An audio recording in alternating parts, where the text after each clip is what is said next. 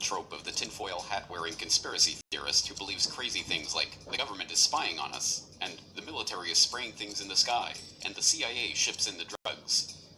Except, those things aren't so crazy after all. As it turns out, many of the old conspiracy theorist fantasies are actually true. Here are 5 examples of things that were once derided as zany conspiracy paranoia, and are now accepted as mundane historical fact. Number 1. The CIA ships in the drugs. The Central Intelligence Agency, the most well-known branch of America's shadowy intelligence community, features in a number of popular conspiracy theories. One of the theories about the CIA's dirty dealings that has been around for decades is that the agency helps bring illegal drugs into the United States. But this isn't just a theory. In fact, the CIA has been involved in drug running from its very inception. Just months after its creation in 1947, the agency began a relationship with the Corsican mafia that controlled the old port of Marseille in post-war France. That relationship involved a quid pro quo. The CIA would protect the mafia if the mafia would keep the communists from taking control of the port. In this case, protecting the mafia meant protecting their most lucrative business, which just happened to be smuggling heroin into the United States. This French connection thrived for decades, with the majority of the heroin in the US in the post-war period coming via France under the watchful eye of the CIA. From the Korean War to the Vietnam War and beyond, CIA-supported warlords used CIA-run airlines like Air America to ship heroin from the Golden Triangle at the borders of Thailand, Laos, and Myanmar. As even the New York Times reported, the agency prevented the Bureau of Narcotics and Dangerous Drugs from monitoring drug trafficking in the region. They even stopped an investigation into an Air America DC-3 loaded with heroin packed into boxes of Tide soap powder that had been seized on its way to the US. In the 1980s, yet more agency involvement in drug smuggling rings came to light. This time it was drug traffickers connected to the Contras in Nicaragua that received help from the agency. After the Contra-connected trafficking came to light, a Senate investigation headed by Senator John Kerry confirmed government complicity in the drug trade.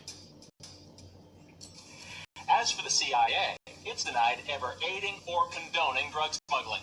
Reports were reaching the highest councils of our government, in the White House and in the Justice Department. There is no question of that. I can document that. The White House and Justice Department disputed Kerry's report at the time, but he still believes some government officials turned a blind eye towards drug dealing in the mid-1980s, after the time at the heart of Gary Webb stories.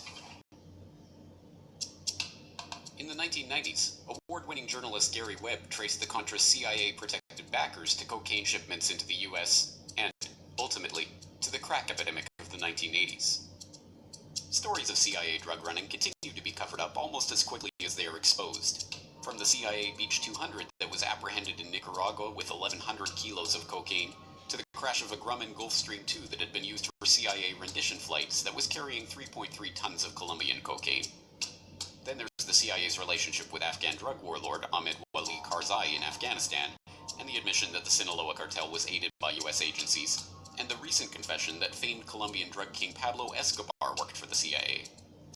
At this point, the fact that the Central Intelligence Agency has facilitated drug running into the United States is one of the worst-kept secrets in history. I will tell you, Director Deutsch, as a former Los Angeles police narcotics detective, that the agency has dealt drugs throughout this country for a long time.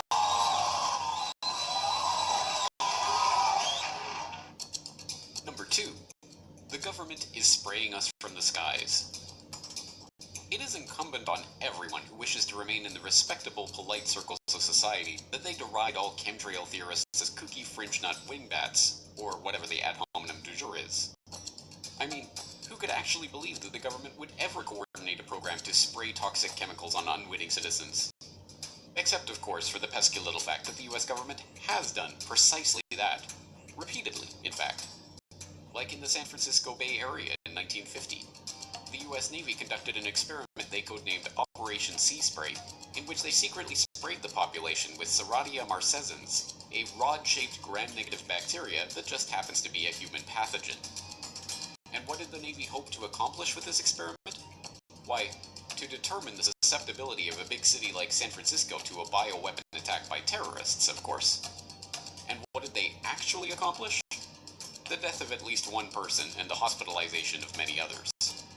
Which, I suppose, answers the experimenter's question, doesn't it? Are San Franciscans susceptible to a bioweapon attack by terrorists? Well, yes, evidently. Assuming by the word terrorist you mean the US Navy. So surely this type of thing was just a one-off. They never tried something like this before or since, right? Right? Oh, of course they did.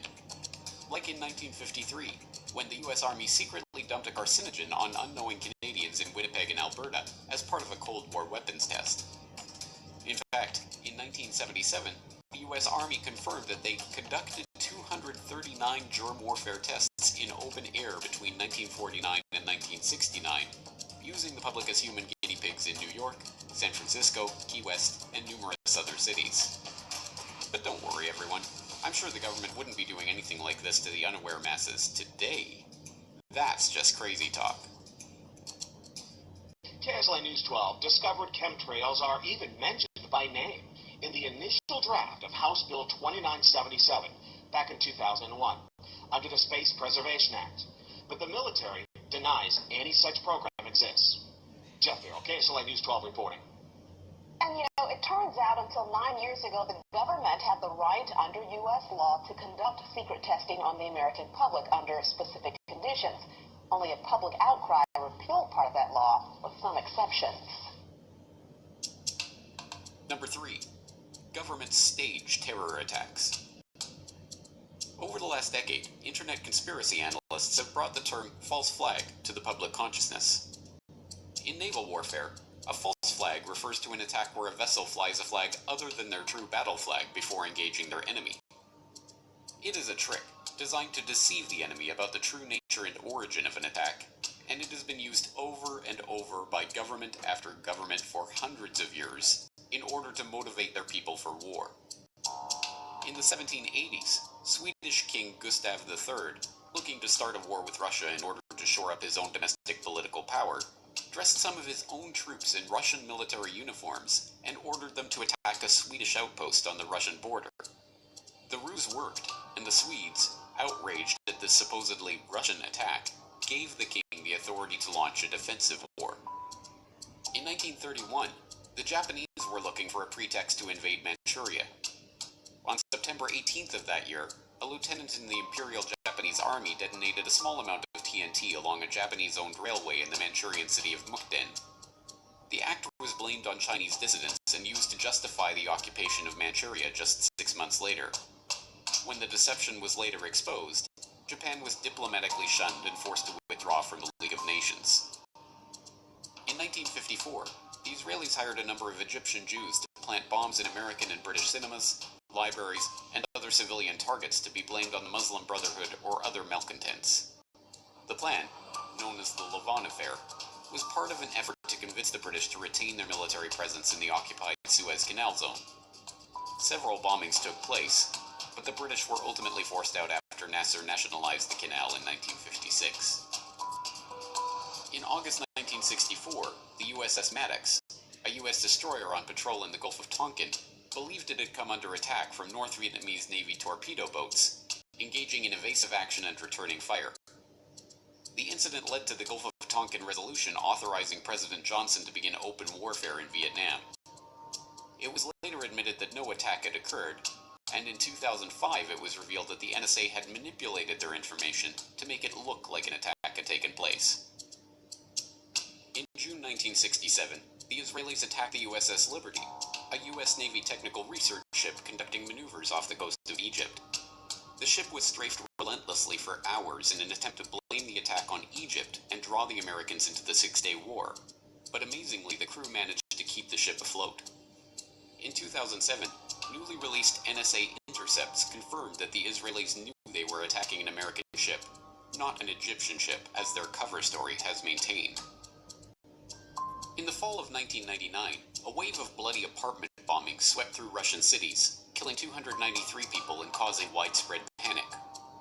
Although blamed on Chechen terrorists, later that month, FSB agents were caught planting the exact same type of bombs as in the other blasts.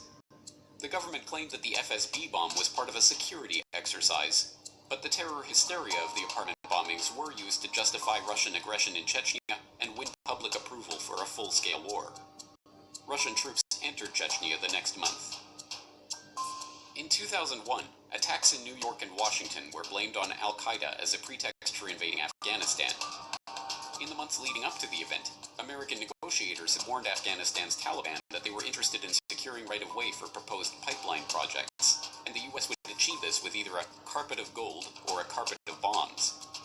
The Bush administration's first major national security directive, NSPD-9, a full-scale battle plan for the invasion of Afghanistan, including command and control, air and ground forces, and logistics, was drafted and sitting on the president's desk to be signed off on September 4th, 2001, 7 days before the 9/11 attacks. The invasion proceeded as planned in October. Naturally, mainstream commentators have to pretend that false flags and staged terror incidents are ludicrous flights of fancy that have no historical precedent. Unless they're talking about one of their enemies, like Russia staging a false flag incident. Then it's perfectly acceptable. Number 4. The CIA ran mind control experiments on unwitting Americans. Ever hear the theory that the government abducted people against their will and experimented on them to study mind control techniques and mind-altering chemicals? Well, it isn't a theory, it's a documented fact. The US government did run just such a program, dubbed Project MKUltra, and it was exposed in the 1970s. Or, at least parts of it were. What we don't know about Project MKUltra and its affiliated sub-projects could probably fill several warehouses with books, but what we do know is voluminous and scary enough. The formerly top-secret program was as horrific as any dystopian fantasy ever devised, and is now openly acknowledged and documented. Even the Wikipedia article on the subject admits that the project was completely illegal, employed unwitting test subjects, and attempted to manipulate people's mental states and alter brain functions through the surreptitious administration of drugs, especially LSD and other chemicals, hypnosis, sensory deprivation, isolation, verbal and sexual abuse, and other forms of torture. Some aspects of the MKUltra nightmare are relatively well known by now. One series of experiments, presided over by Sidney Gottlieb, involved administering LSD to unwitting Americans, including mental patients, prisoners, drug addicts, and prostitutes. This included Operation Midnight Climax, in which unsuspecting men were drugged and lured to CIA safe houses by prostitutes on the CIA payroll. Their sexual activity was monitored behind one-way mirrors and used to study the effect of sexual blackmail and the use of mind-altering substances in field operations. Another experiment, dubbed MKUltra Subproject 68, was overseen by the esteemed psychiatrist Dr. Ewan Cameron.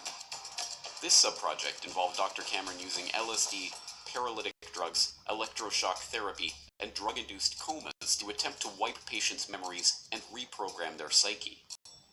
When brought to light, the program was identified as an attempt to refine methods of medical torture for the purpose of extracting information from unwilling sources, and condemned. Lawsuits regarding the blatantly illegal experimentation conducted by Cameron continue to this day. Yet despite CIA assurances that the program was scrapped in 1973, would the CIA ever lie to us? Documentary evidence continues to emerge that the program was far more extensive and horrific than the public was ever told. But simply pointing to the documented horrors that took place during the officially acknowledged period of the officially acknowledged program's officially acknowledged existence is enough to make even the most stubborn conspiracy deniers squirm in their seats. MKUltra would mostly be remembered for its drug experiments. I'm going to give you this cup that contains lysergic acid 100 microgram. Will you drink it? That's acid.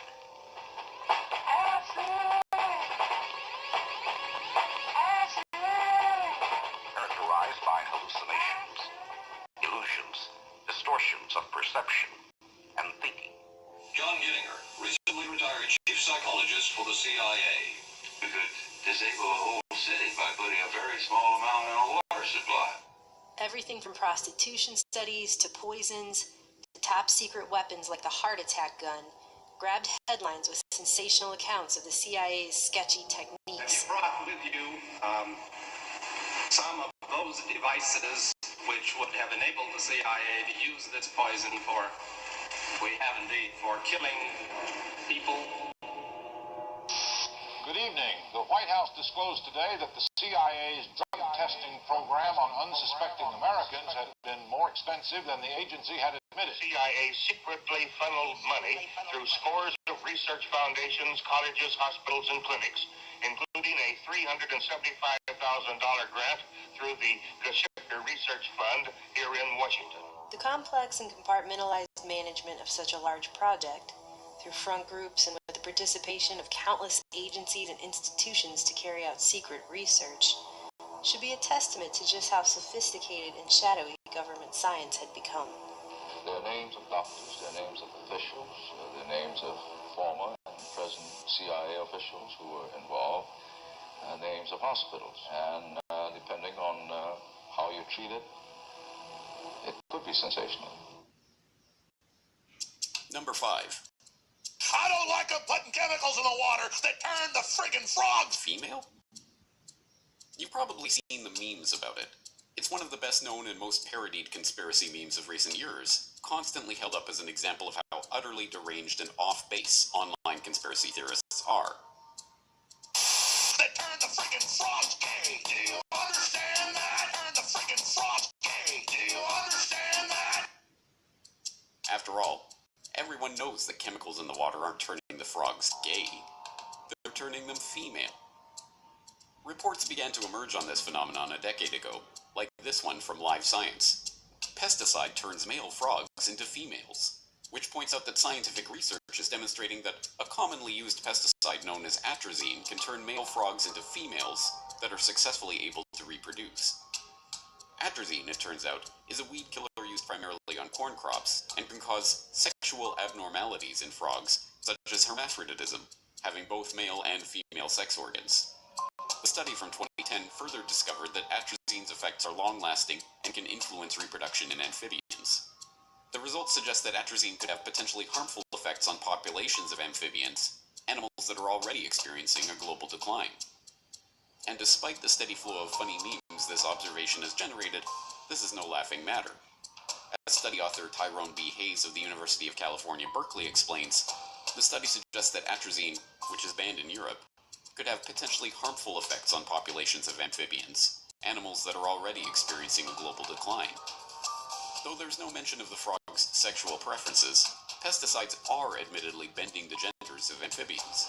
And to top it all off, since atrazine interferes with the production of the sex hormone estrogen present in people and frogs, the findings could have implications for humans as well. But it isn't just atrazine. Over the last century, mass manufacturing of plastics and other products have meant that our environment is now awash in chemicals called endocrine disruptors, which, a growing body of research suggests, interferes with sperm production and may impair human fertilization. These chemicals may be one of the reasons that sperm counts are undergoing a dramatic drop in developed countries and other issues with men's health, including testicular cancer, undescended testes, and low sperm count. That's actually a pretty big deal. But I guess if you want to make trendy hipsters laugh, just tell them these completely admitted scientific facts about the pesticides that are wreaking untold havoc on our environment, and then do your best impression of a loudmouth Texan ranting about gay frogs. You'll have your friends in stitches. Just don't say it's a theory. In conclusion, in truth, there are many more examples of conspiracy theories that turned out to be true. From the US government knowingly injecting poor black sharecroppers with syphilis, to the CIA heart attack gun, to the anonymous letter that the FBI wrote to Martin Luther King urging him to kill himself. So, what other not-so-theoretical conspiracy theories do you know of? Let us know in the comments below.